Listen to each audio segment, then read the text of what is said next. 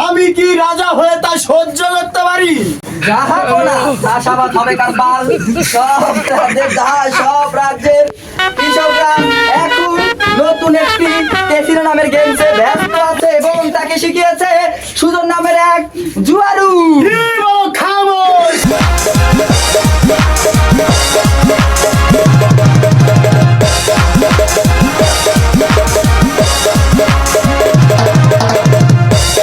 সুজনকে ডাকো আমার মহলে। আগে জাহাপনা আমি প্রমাণ সহ ডাকছি সুজন চাষাবাদী।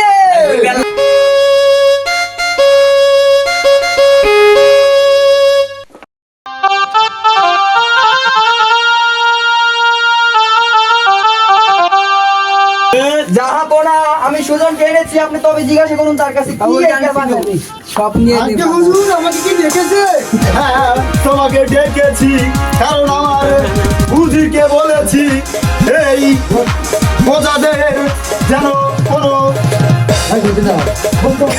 খাদ্য কমতি না হয়। তুমি এটা কি করেছো? বিশ্বে বলে একটা ক্যাসিনো নামের একটি জুয়ার ঘর এসেছে।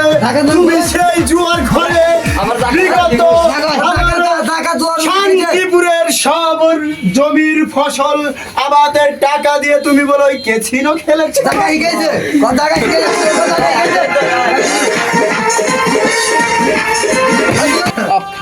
হুজুর, আপনার কথা সবই পরিপূর্ণ ঠিক আছে।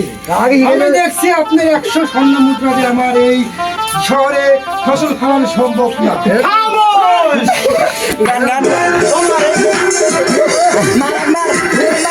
তোমার এত বড় স্পর্ধা, সামান্য 4 সাগরে টাকা তুমি খেয়েছো। ছি! আমাকে আসলে তোমার উদ্দেশ্যটা ছিল কি? তুমি এতগুলো টাকা এই ক্যাসিনো নামের বেডে তুমি খেলে সব শান্তিপুরের অর্থ নষ্ট করে দিয়েছো। ভাবো না, আমার লক্ষ্য ছিল আপনার 100 স্বর্ণ মুদ্রা দিয়ে আমি ফসল ফলাবো আর 200 স্বর্ণ মুদ্রা আমার পকেটে রাখবো। তা তো হলো না, তা সবই চলে গেছে সেই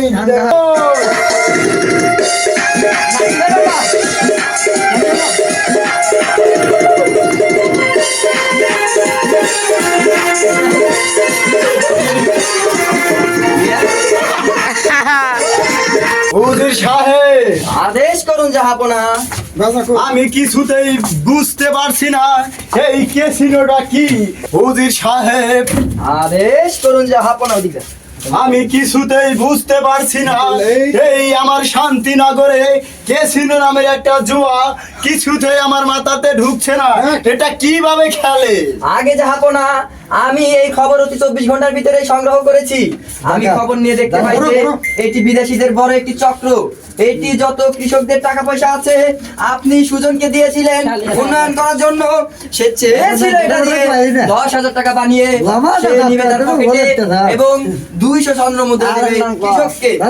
তবে তোমার শান্তিপুর শেষ হয়ে যাবে। তবে শেষের দিকেই আছে সফল হয়নি, তবে টাকা হোক সুজনকে নিয়ে এসো তাকে।